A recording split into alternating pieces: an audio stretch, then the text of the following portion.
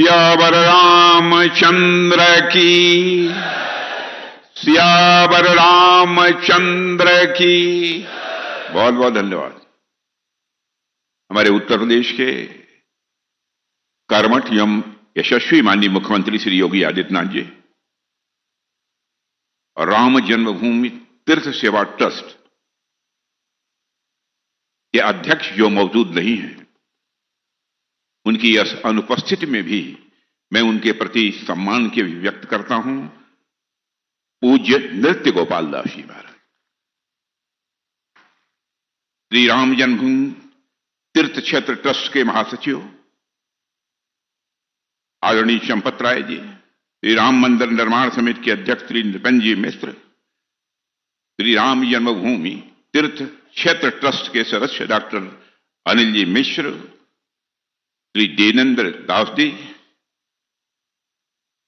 जगत गुरु स्वामी विश्व प्रसन्न तीर्थ महाराज और यहां के प्रभारी मंत्री श्री सूर्य प्रताप जी शाही, महापौर श्री गिरीश पद जी त्रिपाठी, जिला पंचायत अध्यक्ष श्रीमती रोली सिंह, हमारे सभी मंच पर बैठे पूज्य साधुगण, आदरणीय श्री राम शरणदास जी महाराज, आदरणीय श्री अनंत आचार्य जी महाराज, श्रीधराचार्य जी महाराज, श्री वैदेही वल्लभ शरण जी महाराज, श्री राम दिनेशाचार्य जी महाराज, श्री गौरी शंकर दास जी महाराज, श्री बनवारी पति महाराज जी, श्री भरत दास जी महाराज, ज्ञानी श्री चरणजीत सिंह जी, श्री प्रेम शंकर दास जी महाराज, श्री रविंद्र कीर्ति जी महाराज और मंच पर उपस्थित हमारे सभी प्रतिनिधिगण, विधायकगण और यहां मौजूद सभी भगवान राम के भक्तगण। सबसे पहले तो मैं आभार व्यक्त करना चाहता हूं श्री चंपत राय जी के प्रति कि इस परिसर में जो निर्माण कार्य चल रहा है, उस निर्माण कार्य के बारे में उन्होंने बहुत ही विस्तृत जानकारी दी है। मैं इस सच्चाई को आप सबके समक्ष स्वीकार करना चाहता हूं कि अभी तक इतनी विस्तृत जानकारी मुझे नहीं थी और बहुत ही अच्छा उनका प्रस्तुतिकरण रहा है। और हमारे उत्तर प्रदेश के मुख्यमंत्री योगी जी के बारे में तो कुछ कहना ही नहीं है। उन्होंने अपने उद्बोधन के माध्यम से जिन लोगों को थोड़ी बहुत नींद भी आती रही होगी, उन्हें जगा दिया है। देवियों और सज्जनों, आज प्रतिष्ठा द्वादशी के इस पुनीत अवसर पर आप सभी पूज्य संतों, पूज्य मनीषियों और भगवान श्री राम के हृदय में निवास करने वाले अवधवासियों तथा मेरे देश के समस्त नागरिकों को भारत के धार्मिक पुनरुत्थान के केंद्र श्री अयोध्या धाम से मेरा सादर जय श्री राम।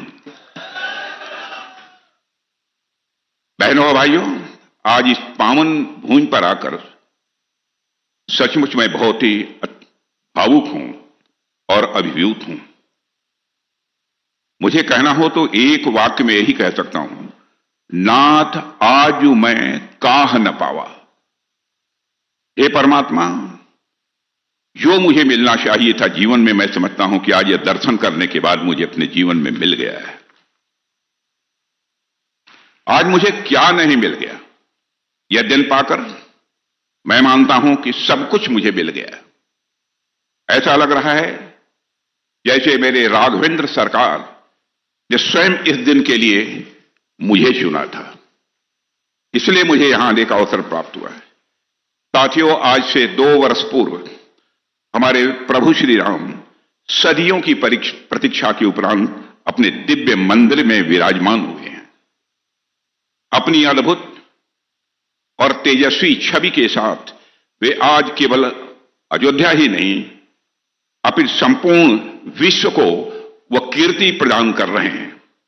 उस कीर्ति की विशालता को समझने और शब्दों में बांधने का सामर्थ्य मुझे जैसे व्यक्ति में तो नहीं है, परंतु प्रभु की कृपा से आज मैं आप सबके समक्ष यहां पर खड़ा हूं और मुझे लगता है कि आज का दिन मेरे जीवन के सौभाग्यशाली दिनों में से एक है। देवियों और सज्जनों, आज हनुमानगढ़ी में विराजमान श्री हनुमंत जी महाराज, मैं मानता हूं उल्लास से वह परिपूर्ण है। जैसे अपने प्रभु को पुनः वैभव के साथ सिंहासन पर आसीन देखकर उनका हृदय कृतार्थ हो उठा हो। कनक भवन में कनक बिहारी जी आह्लादित हैं। दशरथ महल में चक्रवर्ती महाराज दशरथ अपनी तीनों रानियों के साथ संतोष और गौरव से वह निहाल हैं।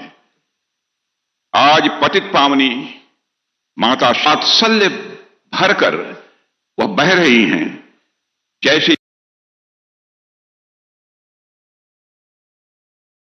अभिषेक स्वयं अपने आंचल से वह कर रही हो। देवियों और सज्जनों, आज अयोध्या की हर गली, हर चौक, हर द्वार, हर श्वास राममय होकर आनंदित है। जिस समय मैं योगी जी के साथ दर्शन करने जा रहा था, अयोध्या की सड़कों पर जो मैंने दृश्य देखा, देवियों और सज्जनों, कभी भी जीवन में मैं यह कल्पना भी नहीं कर सकता था। और मैं मानता हूं कि यह आनंद केवल अयोध्या तक ही सीमित नहीं है। आज पूरा अवध क्षेत्र, आज संपूर्ण भारतवर्ष और आज विश्व का प्रत्येक वह हृदय जो राम को जानता है, राम को मानता है, राम को जीता है, सब एक साथ इस समय आह्लादित हैं। सभी एक साथ पूरी तरह से वो प्रसन्न हैं। देवियों और सज्जनों, आज का दिन हम सभी के लिए अत्यंत, मैं मानता हूं कि गौरव का क्षण है। और वह ऐतिहासिक क्षण जब भगवान श्री रामचंद्र ने स्वयं अवध की धरती पर पुनः अपने भक्तों को दर्शन देने का समय निश्चित किया था, उसके 2 वर्ष पूरे हो गए हैं। और यही वही अयोध्या है, यह वही भूमि है जो वर्षों तक रक्त रंजित रही है, जिसने अपने राम के लिए, अपने राजा के लिए, अपने आराध्य के लिए असहनीय प्रतीक्षा की है। जिसने अपमान सहे, जिसने पीड़ा सही है, लेकिन फिर भी अपनी आस्था को कमजोर नहीं होने दिया, अपनी आस्था को डगमगाने नहीं दिया। आज जब श्री प्रभु राम के आगमन के 2 वर्ष पूर्ण होने पर हम सभी यहां साक्षी बने खड़े हुए हैं, तो यह उन सदियों की प्रतीक्षा के पूर्ण होने का उत्सव है, ऐसा मैं मानता हूं। 2 वर्ष पूर्व पौष शुक्ल पक्ष की द्वादशी को जो प्राण प्रतिष्ठा हुई थी, वह केवल राम लला की मूर्ति की प्राण प्रतिष्ठा नहीं थी, अपितु वह एक लंबे समय के बाद भारत के जनमानस में पुनः हुई आध्यात्मिक प्राण प्रतिष्ठा थी। मेरे बहनों एवं भाइयों, हमारे प्रधानमंत्री जी कहते हैं कि आज इस देश में जो कुछ भी हो रहा है और आने वाले कुछ वर्षों में इस देश में जो कुछ भी होगा, वह भविष्य के 1000 वर्षों की नींव रखेगा। भगवान रामलला के मंदिर का चाहे वह स्थापत्य हो या फिर इसकी भावना, उनके इस कथन को मैं मानता हूं कि चरितार्थ कर रहे हैं। बिना लौह धातु के केवल विशिष्ट शिलाओं से निर्मित यह मंदिर आगामी हजारों वर्ष तक प्रभु श्री राम के चरित्र का गुणगान विश्व के सम्मुख करता रहेगा, ऐसा मैं मानता हूं। हम सभी पिछली अनेक पीढ़ियों में सबसे सौभाग्यशाली पीढ़ी में जन्म लिए। हम सभी पिछले अनेक पीढ़ियों में सबसे सौभाग्यशाली पीढ़ी में जन्मे हैं, और यह हमारे पूर्व जन्मों का फल है कि हम यह दिव्य दृश्य प्रत्यक्ष अपनी आंखों से देख रहे हैं। इस दुनिया से जाते समय हम सबके लिए सबसे बड़ा संतोष का विषय होगा, मेरे बहनों भाइयों, कि हमने अयोध्या में अपने राम को 2 साल पहले आते हुए हमने देखा है। सैकड़ों वर्षों से अयोध्या अपने राम का इंतजार कर रही थी। न जाने कितनी आंखें अपने प्रभु का इंतजार करते हुए पथरा गई थी, लेकिन हमारी आंखों ने वह दृश्य देखा, हमारे बच्चों ने वह दृश्य देखा। भगवान राम के प्राण प्रतिष्ठा का वह दृश्य इतना सुंदर था कि हमारे आने वाली पीढ़ियां हमारी आंखों में झांक कर वह दृश्य देखेंगी और खुद को वह भाग्यशाली समझेंगी।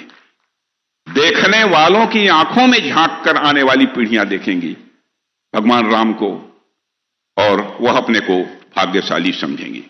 मैं कई बार सोचता हूं कि राम मंदिर का जो आंदोलन रहा है, उस आंदोलन के बारे में न जाने क्या क्या कहा गया, क्या क्या बातें प्रचारित की गई, जबकि मुझे ऐसा लगता है कि राम मंदिर आंदोलन दुनिया के सबसे ग्रैंड नैरेटिव में से एक है। मैं इसको ग्रैंड नैरेटिव इसलिए कह रहा हूं क्योंकि भूगोल, ज्योग्राफी और टाइम, भूगोल और समय दोनों के हिसाब से राम मंदिर आंदोलन दुनिया का सबसे बड़ा आंदोलन रहा है, सबसे बड़ा आंदोलन रहा है। भूगोल के हिसाब से यदि आप देखें तो Bharat, Pakistan, Afghanistan, Sri Lanka, Nepal, Indonesia, Vietnam, Thailand और ऐसे अनेक देश हैं जहां हिंदुओं के अलावा भी कई ऐसे समुदाय हैं जो भगवान राम को पूजते हैं, जो जन्मभूमि पर मंदिर बनते देखना चाहते थे। इतनी बड़ी ज्योग्राफी, इतना बड़ा भूगोल किसी एक आराध्य के लिए बहुत ही कम देखने को मिलता है। और ज्योग्राफी के अलावा टाइम के हिसाब से भी आप देख लीजिए, दुनिया के किसी भी हिस्से में किसी समुदाय ने अहिंसक तरीके से लगातार 500 वर्षों तक अपने ही आराध्य की जन्मभूमि पर उनके भव्य मंदिर का निर्माण का इंतजार शायद ही किसी ने किया हो। इसलिए ज्योग्राफी और टाइम दोनों ही मामलों में आप देखें तो राम मंदिर आंदोलन से बड़ा ग्रैंड नैरेटिव आपको दुनिया में कोई दूसरा देखने को नहीं मिलेगा। हम उस ग्रैंड नैरेटिव की सफलता की भी उत्सव मना रहे हैं, मैं ऐसा मानता हूं। और वह नैरेटिव इतना सफल हुआ कि न सिर्फ राम अपने मंदिर में आए, बल्कि आज उस मंदिर पर धर्म की ध्वजा लहरा रही है। कितने ही विदेशी आक्रांता, कितने ही विदेशी आक्रांता इस देश आए, सबने सनातन के इस केसरिया ध्वज को गिराने की चेष्टा हमेशा की, लेकिन अब राम मंदिर के शिखर पर जब यह केसरिया ध्वज देवी और सज्जनों आज लहरा रहा है, तो इस ध्वज से टकराने वाली हवाएं दुनिया भर में जाकर यह संदेश देंगी कि हमारी ओर गौर से देखो। दुनिया भर में जो भी इस ध्वज से हवाएं टकराएंगी, दुनिया भर में जाकर यह संदेश देंगी, हमारी ओर ध्यान से देखो, हमारी ओर गौर से देखो। हम वही सभ्यता हैं जिसे मिटाने के लिए न जाने कितने आक्रांता आए। आज उन आक्रांताओं के कहीं अवशेष भी नहीं बचे हैं और हमारे ध्वज समंदर पार भी गगन से इस समय बातें कर रहे हैं। देवियों सज्जनों, जब हम भगवान श्री राम के चरित्र को, जब हम भगवान श्री राम के चरित्र को पढ़ते हैं, रामायण से रामचरितमानस या राम कथा के अन्य प्रसंगों को हम समझते हैं, तो एक बात बार बार सामने आती है कि जब जब इस धरती पर ऋषियों ने यज्ञ करने का संकल्प लिया, तपस्या का मार्ग चुना, धर्म की स्थापना का उन्होंने प्रयास किया, तब तब कुछ आसुरी शक्तियां आईं और उस यज्ञ को भंग करने का उन्होंने प्रयास किया। यही इतिहास है, यही सत्य भी है और वैसा ही दृश्य हमने अपने जीवन काल में भी देखा है। जब रथ यात्रा शुरू हुई और अयोध्या से लेकर पूरे भारत के संत, महंत, वैरागी और कार सेवक एक स्वर में खड़े हुए, तब उन पर भी वही आसुरी शक्तियां टूट पड़ी थी।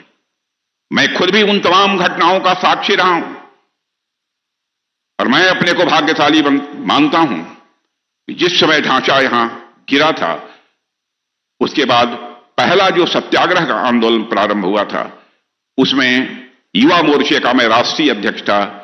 एक संत के साथ मुझे भी नेतृत्व करने का अवसर प्राप्त हुआ था। गोलियां चली थी उस समय, लाठियां बरसी, रास्ते रोके गए और प्रभु राम का नाम लेने वालों को अपराजित घोषित करने का भी उस समय प्रयास किया गया। राम का नाम लेने वालों को कारागार की चार दीवारियों के पीछे कर दिया गया। पर देवियों सज्जनों, हम सब ने प्रभु राम से ही सीखा है, समय सबका न्याय करता है। प्रभु राम से हम सबने सीखा है, समय सबका न्याय करता है।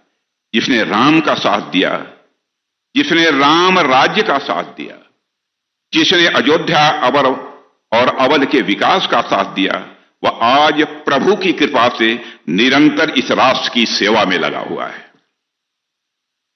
और जिन्होंने राम काज के मार्ग में अवरोध खड़े किए, जिन्होंने संतों, वैरागियों और नागा साधियों तक पर भी गोलियां चलवाई, जिन्होंने त्याग और तपस्या को कुचलने का काम किया, उनकी स्थिति भी आज दुनिया देख रही है। देवियों सज्जनों, कोई भी सामाजिक आंदोलन अचानक शून्य से जन्म नहीं लेता है। कोई भी सामाजिक आंदोलन शून्य से जन्म नहीं लेता है। वह समाज की चेतना से निकलता है, समाज के भीतर पलता है और समाज के बदलाव के अनुसार खुद को बदलते हुए आकार भी लेता है। और जब आंदोलन आगे बढ़ता है तो वह समाज की दिशा भी तय करता है। राम मंदिर निर्माण का आंदोलन भी एक ऐसा ही आंदोलन रहा है जिसने न केवल इतिहास को झकझोरा है, बल्कि वर्तमान को दिशा दी है और साथ ही भविष्य की नींव भी रखी है। बहनों भाइयों, यह संघर्ष कोई एक दिन का नहीं था। यह संघर्ष कोई एक दिन का नहीं था। यह 5 शताब्दियों से अधिक समय तक चला हुआ धैर्य, तपस्या और आस्था का यह संघर्ष था। लेकिन मुझे याद आता है कि जिस तीव्रता, जिस चेतना और जिस व्यापक जन जागरण के साथ यह आंदोलन 90 के दशक में सबके सामने आया, उसने पूरे राष्ट्र को ही पूरी तरह से आंदोलित कर दिया था। हम सबने भगवान राम के मंदिर के लिए चले उस आंदोलन को अपनी आंखों से देखा है, और मैं कहना चाहता हूं कि देखा ही नहीं है, बल्कि उस आंदोलन को हम लोगों ने जिया भी है। संयोग देखिए कि वही 90 का दशक भारत के लिए एक परिवर्तन का दशक भी बना। आर्थिक मोर्चे पर देश ने नए रास्ते खोले। निजीकरण, उदारीकरण और वैश्वीकरण की प्रक्रिया प्रारंभ हुई। सामाजिक स्तर पर वंचितों, शोषितों, पिछड़ों और मातृशक्ति के स्वाभिमान की नई आवाज इसी हिंदुस्तान की धरती पर सुनाई देने लगी। मैं यह नहीं कहता कि यह सारे परिवर्तन केवल मंदिर आंदोलन के कारण हुए, लेकिन इतना मैं अवश्य कह सकता हूं कि जब भी समाज जागता है तो उसका असर हर क्षेत्र पर पड़ता है। कोई क्षेत्र समाज जीवन का अछूता नहीं रह जाता है। चेतना कभी एक दिशा में नहीं बहती, वह पूरे समाज को अपने साथ बहा ले जाती है। वही चेतना हमें आज भी समस्त भारत में इस समय दिखाई दे रही है। आज डबल इंजन सरकार के सशक्त नेतृत्व में अयोध्या अभूतपूर्व परिवर्तन का यह साक्षी बन रही है। हमारे प्रधानमंत्री जी की दूरदर्शी सोच के अनुरूप आस्था, संस्कृति और इतिहास को संजोते हुए यहां विश्व स्तरीय आधारभूत संरचना का निर्माण हो रहा है। राम मंदिर निर्माण के बाद करोड़ों श्रद्धालुओं के आगमन ने अयोध्या को वैश्विक धार्मिक पर्यटन का केंद्र बना दिया है। सड़कों, आवास, हरित क्षेत्रों, हवाई अड्डे और रेलवे के विकास से अयोध्या एक आधुनिक, सुरक्षित और समृद्ध मॉडल शहर के रूप में इस समय हम सबके सामने खड़ा है। देवियों सज्जनों, यह विकास केवल मैं मानता हूं अयोध्या का विकास नहीं है, बल्कि समूचे भारत के गौरव का यह प्रतीक है। इसलिए मैं श्री हनुमान जी के प्रत्यक्ष कृपा पात्र उत्तर प्रदेश के यशस्वी मुख्यमंत्री श्री योगी आदित्यनाथ जी को भी इसके लिए मैं विशेष बधाई देना चाहता हूं।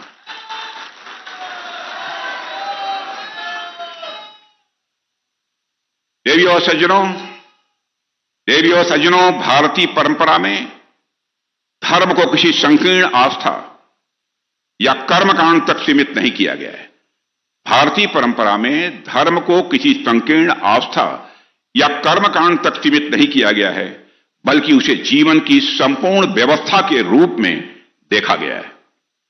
और जब धर्म को साकार रूप में देखना हो तो श्री राम का चरित्र अपने आप स्वाभाविक रूप से सामने आकर खड़ा हो जाता है। महर्षि वाल्मीकि ने भी राम को विग्रहवान धर्म कहा है। महर्षि वाल्मीकि ने भी राम को विग्रहवान धर्म कहा है, अर्थात धर्म स्वयं यदि देह धारण करे तो वह राम होगा। धर्म यदि स्वयं देह धारण करे तो कौन होगा? कौन होगा? कौन होगा? कौन होगा? कौन होगा? कौन होगा? देवियों सज्जनों, कर्तव्य परायणता के कोई साक्षात स्वरूप हैं तो वह हैं हमारे राम। कर्तव्य परायणता के कोई साक्षात स्वरूप हैं तो वह हैं हमारे राम। नीति के कोई साक्षात स्वरूप हैं तो वह हैं हमारे राम। मर्यादा के कोई साक्षात स्वरूप हैं तो वह हैं हमारे राम। और धर्म के कोई साक्षात स्वरूप हैं तो वह हैं हमारे राम। राम यानी सत्य, राम यानी संयम, राम यानी संकल्प, राम यानी अनुशासन, राम यानी संघर्ष। सबके साथ राम यानी संघर्ष। राम का जीवन किसी चमत्कार या अलौकिकता का प्रदर्शन नहीं है, बल्कि वह निरंतर कठिन परिस्थितियों में विवेकपूर्ण निर्णय लेने की, मैं मानता हूं, अपने में वह कथा है। वे धर्म के रक्षक ही नहीं बल्कि धर्म के अनुशीलक भी हैं। उनका धर्म स्थिर नहीं है, उनका धर्म परिस्थितियों के साथ प्रश्न करता है। उनका धर्म परिस्थितियों से प्रश्न करता है, स्वयं को कसौटी पर कसता है और फिर भी मूल्यों से विचलित वह नहीं होता है। ऐसा है हमारे राम का धर्म। राम की महानता इसी में है कि वे कभी अपने कर्तव्य को सरल नहीं बनाते, बल्कि स्वयं को कठोर बनाकर कर्तव्य का वह निर्वाह करते हैं। कहना मैं यह चाहता हूं, राम किसी कथा का विषय नहीं है, राम किसी ग्रंथ के अध्याय नहीं है। राम वह चेतना है जो मनुष्य को मनुष्य बनाए रखती है। राम वह चेतना है जो मनुष्य को मनुष्य बनाए रखती है। जहां निर्णय लेना कठिन हो जाता है वहां राम आदर्श बनकर खड़े हो जाते हैं। जहां शक्ति उन्माद बनने लगती है वहां राम मर्यादा बनकर खड़े हो जाते हैं। जहां अधिकारों की बात आती है वहां राम कर्तव्य बनकर हम सबके सामने आ जाते हैं। ऐसे हैं हमारे राम। राम वहां है जहां मन स्वार्थ से ऊपर उठकर विवेक का हाथ थाम लेता है। राम वहां है जहां मन स्वार्थ से ऊपर उठकर विवेक का हाथ थाम लेता है। राम उस धर्म का स्वर है जो जीवन के हर संघर्ष में उतरता है। वन की धूल में राम है, राज सिंहासन की गरिमा में राम है, निषाद राज के आलिंगन में राम है, और सबरी की प्रतीक्षा में भी यदि कोई है तो हमारे और आपके राम है। जहां किसी ने आखिरी आशा छोड़ी नहीं, जहां किसी ने आखिरी आशा छोड़ी नहीं, वहां राम उपस्थित हैं। जहां किसी ने आखिरी आशा छोड़ी नहीं वहां राम उपस्थित हैं। और जहां किसी ने अन्याय सहकर भी अधर्म नहीं चुना वही राम जीवित हैं। देवियों सज्जनों, जब हम लोग भगवान राम की मर्यादा पर चर्चा कर रहे हैं तो मैं उनकी मर्यादा का हम भारतीयों पर जो असर पड़ा है उस पर भी मैं आपका ध्यान दिलाना चाहूंगा। मैं हमेशा कहता हूं कि राम हमारी चेतना में बसे हैं। वे हमारी चेतना में ऐसे रचे बसे हैं कि उनकी मर्यादा अब हमारी पहचान बन गई है। भगवान राम हमारे इतिहास के सबसे महान योद्धाओं में से एक थे, लेकिन उतने महान होने के बावजूद उन्होंने युद्ध में भी एक किस्म की मर्यादा सदैव रखी है। ऐसे थे हमारे राम। राम शत्रु से युद्ध करते हुए भी अपनी मर्यादा नहीं लांघते हैं। राम शत्रु से युद्ध करते हुए भी अपनी मर्यादा नहीं लांघते हैं। जब युद्ध भूमि में राम नागपाश जैसे दिव्यास्त्रों के प्रभाव में आते हैं तो वे उसे अस्वीकार नहीं करते, बल्कि उसकी शक्ति और नियमों को वह स्वीकार करते हैं। युद्ध के बीच में भी राम मर्यादा नहीं छोड़ते, और रावण जब निहत्था होता है, जब रावण निहत्था होता है, तो हमारे राम युद्ध को स्थगित कर देते हैं। ऐसे हैं मर्यादा पुरुषोत्तम भगवान राम। राम जानते हैं कि मर्यादा टूटे, राम जानते हैं मर्यादा टूटे तो विजय भी पराजय बन जाती है। ऐसे हैं हमारे राम। देवी और सज्जनों, रक्षा मंत्री हूं इस देश का। ऑपरेशन सिंदूर की मैं जरूर चर्चा करना चाहूंगा।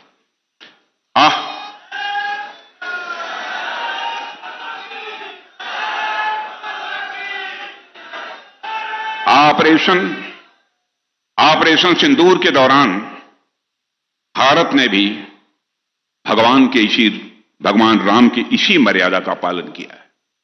ऑपरेशन सिंदूर के दौरान भारत ने भी भगवान राम के इसी मर्यादा का पालन किया है। जैसे राम का लक्ष्य रावण का संहार नहीं, बल्कि अधर्म का अंत था, हमारा भी वही लक्ष्य था कि हम आतंकियों और उनके आकाओं को सबक सिखाकर आएंगे, और हमने बहनों भाइयों बस यही किया।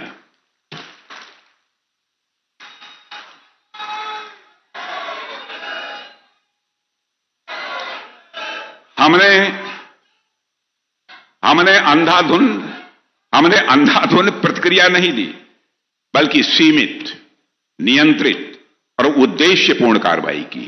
सीमित, नियंत्रित और उद्देश्यपूर्ण हमने कार्रवाई की। राम की मर्यादा हमें सिखाती है कि युद्ध में भी मूल्य जीवित रहने चाहिए। युद्ध में भी मूल्य जीवित रहने चाहिए। ऑपरेशन सिंदूर ने भी सिद्ध किया कि आधुनिक भारत राम की उस मर्यादा का सच्चा उत्तराधिकारी है। राम विनम्र हैं, राम शीलवान हैं, राम कृपालु हैं, लेकिन जहां आवश्यकता पड़ती है वहां वही राम अजानुभुज सरचापधर संग्राम जितखर दूषणम, यानी राम जी वहीं दुष्ट दलन की भूमिका में भी आ जाते हैं। ऑपरेशन सिंदूर के दौरान हमने भगवान राम की उसी प्रेरणा के तहत ही काम किया है। देवियों सज्जनों, इस भव्य मंदिर के प्रांगण में मुझे एक और बात स्मरण हो रही है।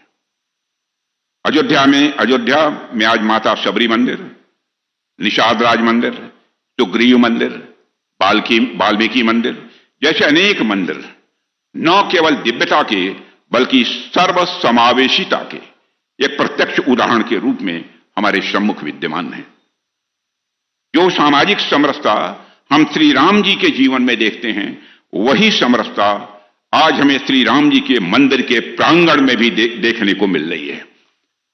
मैं मंदिर निर्माण समिति जो हमारी है, राम जन्मभूमि जो तीर्थ क्षेत्र ट्रस्ट है, उन लोगों को इसके लिए मैं विशेष बधाई देना चाहता हूं, और उत्तर प्रदेश के योगी आदित्यनाथ जी को भी मैं विशेष रूप से बधाई देता हूं और इसके लिए उनकी प्रशंसा करता हूं।